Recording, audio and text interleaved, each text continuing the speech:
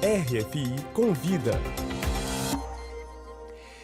Ele é empreendedor, produtor artístico, musical, escritor e também muito conhecido pelo seu ativismo. Nosso convidado de hoje é Preto Zezé.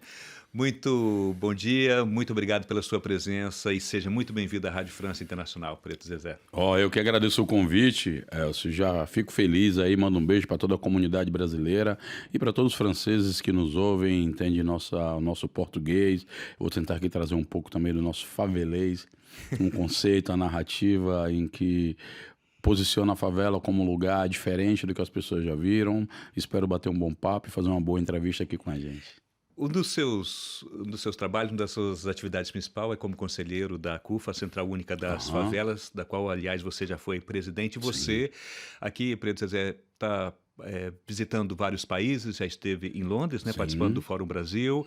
Aqui na França você já esteve em Cannes, no sul do país, está aqui em Paris, já esteve em Saint-Ouen, né, está vindo de Saint-Ouen, que é uma cidade aqui né, ao norte, periferia norte de Paris. Eu gostaria de saber e que você contasse um pouco como é que estão essas atividades, o que você trouxe, que mensagem você está trazendo, então, para todos esses interlocutores. Eu vim numa missão com o Celso Ataíde, que é o criador, o fundador da CUFA, e é também o criador da Favela Road, que é um conjunto de empresas que atuam em favela.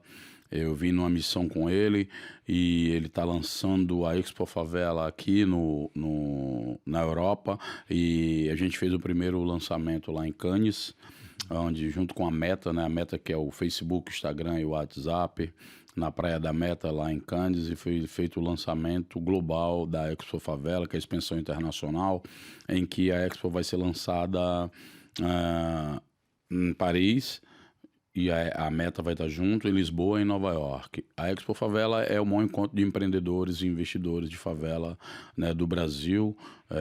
Nós já realizamos uma etapa em São Paulo que deu 40 mil pessoas no final de semana, agora estamos realizando em 21 estados lá no Brasil. E agora vamos ampliar para realizar fora, né, para internacionalizar a experiência da Expo Favela.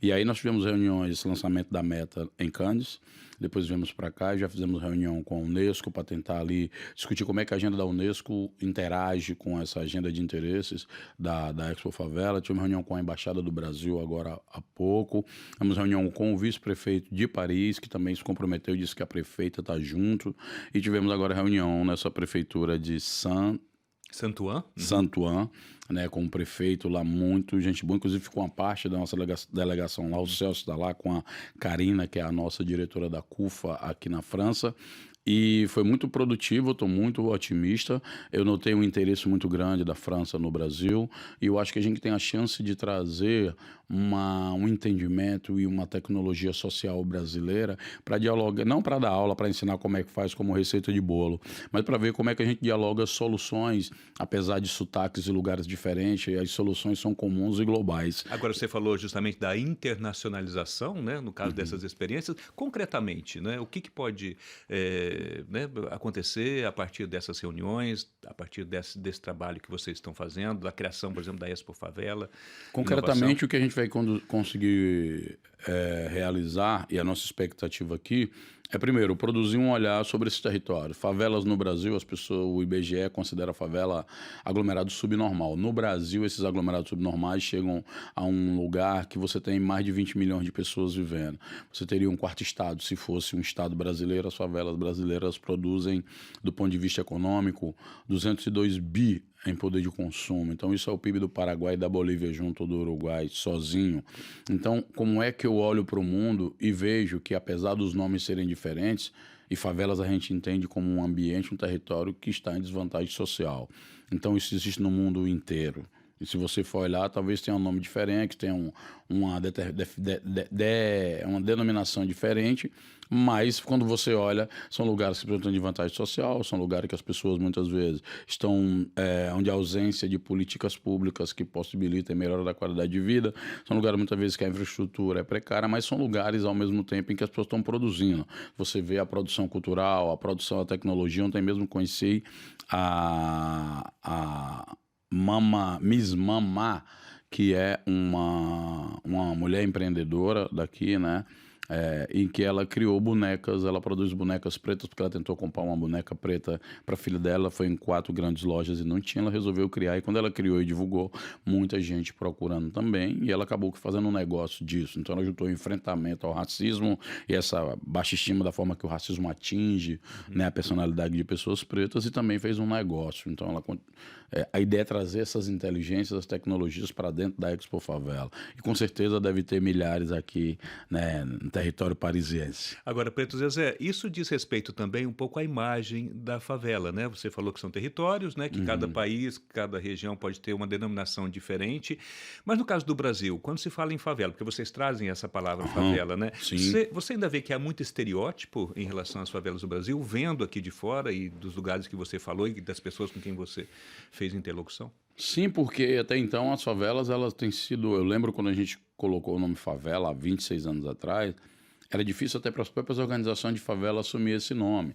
Mas a gente também optou por romper estereótipos, porque quando você olha para uma favela, o setor privado tende a olhar com um olhar de caridade.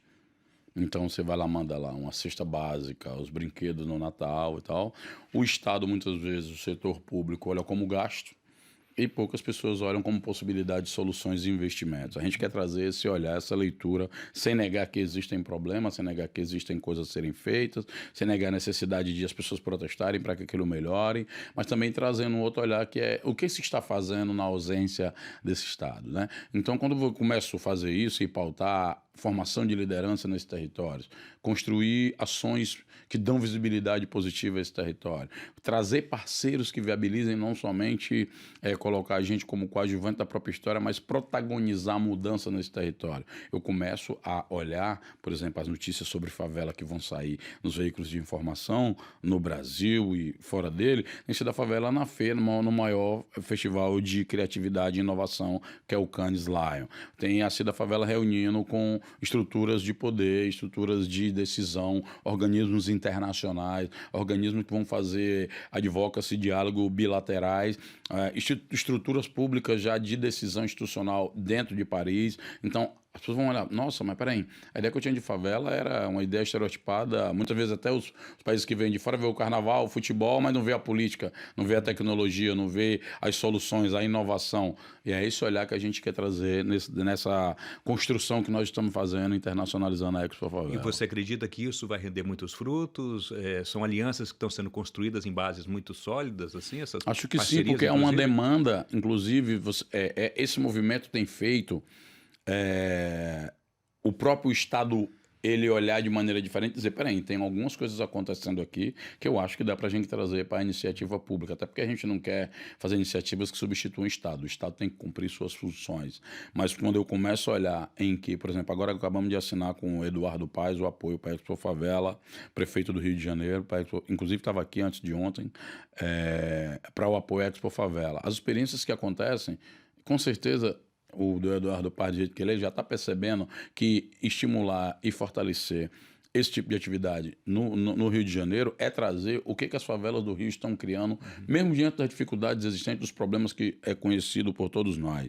Então, na medida que ele começa a olhar para esse lado, ele começa a ver que, eu tenho ali um espaço que eu não vou precisar construir, mas eu posso melhorar. Eu posso pegar um centro cultural e botar com um berçário para que as mulheres das favelas possam ir. Eu posso trazer empresas que trabalham com beleza de rosto e corpo. Eu posso trazer um banco que financia os negócios daquele território. Eu posso trazer um conjunto de políticas públicas integradas que vão ajudar a facilitar a vida do cidadão e da cidadã que está ali dentro, principalmente as mulheres, que são mais de 60% de líderes do lar desse território. Então acaba que a favela também vem para o debate da elaboração e do pensamento, e não só aquele debate para ser observado como alguém que está sendo pesquisado como um rato de laboratório, ou então para ser visto como um grande safari social. Mas não, a favela vem para protagonizar mudança e transformações e nunca mais ser coadjuvante do seu próprio processo. Você acha que o ambiente dentro do próprio Brasil está mais favorável para esse tipo de iniciativa, para essa valorização desses espaços, desses territórios? Foi criado, né, desde o início desse ano com o novo governo, o Ministério da Igualdade Racial, uma frente parlamentar antirracista que foi instaurada no Congresso Brasileiro, com mais de 100 deputados, né? Como que você vê essas iniciativas? Em que isso contribui? A CUFA, ela registra 26 anos, então a gente transitou em todos os governos de várias posições. A gente é uma instituição nacional que está em 26 estados, mais do Distrito Federal, e agora expandindo para 17 países. Então, quando eu olho, a gente tem um avanço social, e aí no Brasil nós temos um problema, que é quando os gestores públicos eles saem, o que vem destrói tudo que o outro produziu, como se os recursos públicos fossem dele e a estrutura pública de Estado pertencesse àquele grupo político. Então, assim, a gente tem altos e baixos o tempo inteiro nessa luta social. Agora, nós estamos avançando com a agenda da favela, ampliando o diálogo com o poder público. Agora, há um governo que tem um recorte social muito forte, isso possibilita, mas ao mesmo tempo a gente quer também pautar o debate sobre a economia, porque é sobre a economia que nós vamos decidir como é que viabiliza a política pública. Quando a gente chama uma frente parlamentar e com mais de 300 deputados, e agora nós vamos criar, quando voltar ao Brasil, tem uma agenda com o senador Pacheco, que é o presidente do Senado brasileiro, em que já tem mais de 27 senadores que querem criar a frente parlamentar também no Senado.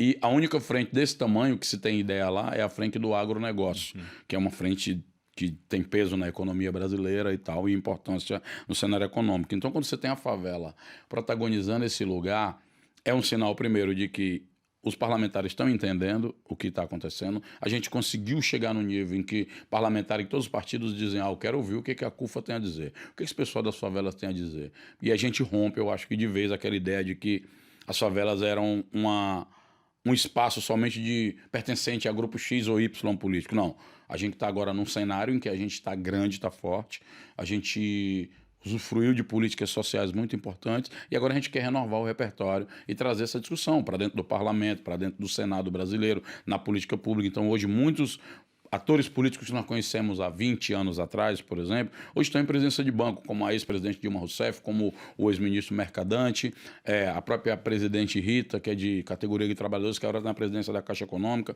Eu estou falando de instrumentos, de instituições econômicas, porque a gente já está discutindo com essas instâncias como é que eu vou preparar um plano de compartilhamento de oportunidades, riquezas e possibilidades para esse território de favela. Agora, nesse momento, a gente está bem mais avançado o debate, a sociedade está mais madura, a gente tem mais sensibilidade, tem mais gente que está acompanhando a trajetória da CUFA. Eu acredito que a gente vai dar uma grande colaboração para o debate público brasileiro e para as políticas públicas. Não agora só no Brasil, mas também para fora também, não é agora isso? Para fora também, verdade. Parabéns, então, pelo seu trabalho. O RFI Convida de hoje entrevistou o conselheiro da CUFA, a Central Única das Favelas, Preto Zezé. Muito obrigado, foi um grande prazer recebê-lo aqui na Rádio França Internacional, Preto. Eu que agradeço, e quem quiser conhecer mais, entra nas nossas redes sociais, www.cufa.org.br, e lá vai estar a Expo Favela, vai ter as ações que a gente está fazendo, vai ter a Frente Parlamentar em defesa dos cidadãos das favelas, e fico muito feliz de estar aqui, um espaço brasileiro dentro da França, e um espaço francês também, porque eu acho que a gente tem que promover esse diálogo que, apesar dos sotaques serem diferentes, todos nós queremos um mundo mais justo, um mundo mais igualitário e um mundo bacana para se viver.